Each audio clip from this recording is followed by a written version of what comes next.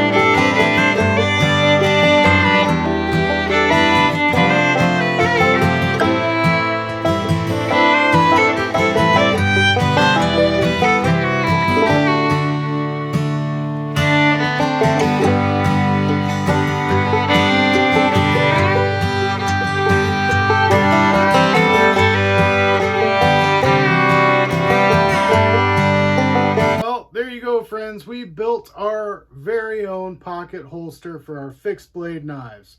This, again, is a versatile pocket holster. You can carry multiple different sizes of knives in it, and you can start carrying your fixed blade collection with you every day.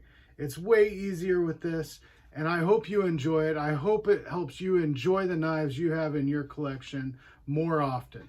If you have any questions about this build, please comment, let me know. I'd be happy to answer them for you. If you liked this and you like to see more content like this, please subscribe to my channel, give me a thumbs up on this, and stay tuned for more good content you can do yourself.